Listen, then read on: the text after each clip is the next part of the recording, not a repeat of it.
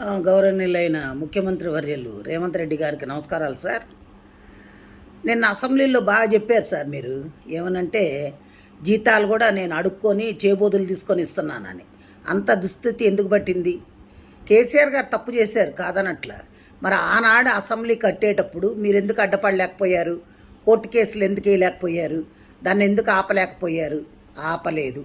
సరే, అయిపోయింది. మేము ఎంప్లాయీస్ కట్టే ట్యాక్సీలతోటి మిమ్మల్ని ఉచిత పథకాలు ఎవడు పంచమన్నాడు? ఉచిత పథకాలు ఎందుకు? ఉచిత పథకాలు ఇచ్చి మా జీవితాలు నాశనం చేయమని చెప్పినోడు ఎవడు లేడు కదా.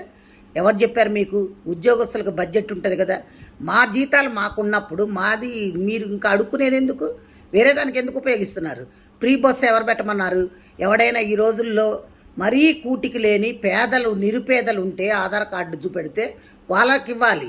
అంతేగాని ఒక కూలోడు బయటకు వస్తే 800 రూపాయలు, 1000 రూపాయలు మగవాళ్ళకి, ఆడవాళ్ళకి 800. అలా సంపాదిస్తున్నప్పుడు అది తీసుకెళ్ళి ఎక్కడ పోస్తున్నారు? బ్రాందీ షాపుల్లో పోస్తున్నారు. అదే నువ్వు ఈ ఉచితాలు పెట్టకుండా ఉద్యోగాలు వచ్చే పొజిషన్లో చేసుండి ఇండస్ట్రీస్ తీసుకొచ్చుంటే కంపెనీల్లో ఉద్యోగాలు వచ్చాయి చేసేవాళ్ళు. అసలు ఇవన్నీ ఎందుకండి? 150 మంది మీరు ఎమ్మెల్యేలు ఎమ్మెల్సీలు అందరూ ఉన్నారు కదా, మీ జీతాలు బంద్ చేసేయండి. మీకు జీతాలు ఎందుకు? 10 కార్లు ఎందుకు? మీ సొంత పైసలు పెట్టుకొని వాడుకోండి. కోట్లు పెట్టందే మీరు ఎమ్మెల్యేలు కావట్లా. అలాంటప్పుడు మీకు అన్ని వసతులు కావాలి, 1వ తారీఖు జీతాలు కావాలి, మీరు ఫండ్స్ కావాలి, మెడికల్ బిల్స్ కావాలి, అన్నీ కావాలి. ప్లెయిన్లో ఊరికనే తిరగాలి, ఇవన్నీ కావాలి. ఇవన్నీ ఎక్కడి నుంచి వచ్చినాయండి? ప్రజల సొమ్మండి, మేం కట్టే ట్యాక్సులండి. మా ట్యాక్సుల పైసలు మిమ్మల్ని ఉచితాలుగా వాడుకోమని చెప్పినోడు ఎవడు? ఏ రాజ్యాంగంలో రాసిందో చెప్పండి. మీరు ఇవన్నీ కానీ చేస్తే ఇప్పుడు మేము రిటైర్డ్ అయిన వాళ్ళకి కనీసం పైసలు కూడా ఇచ్చే స్థితిలో లేరు మీరు.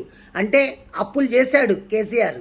అప్పులు చేసిపోయిన ముఖ్యమంత్రి ఒక ఆయన ఆస్తులు నీకు దమ్ముంటే ఆయన ఆస్తుల్ని అలమేయండి.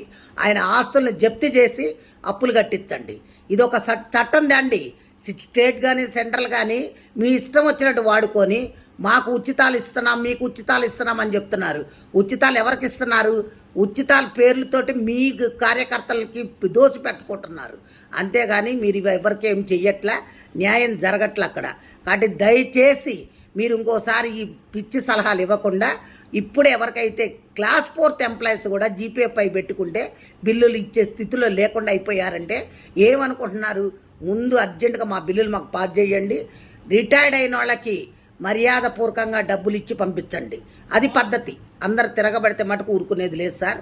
ఇది మంచిగా ఉండదు కూడా నేను చెప్తున్నా. Thank you.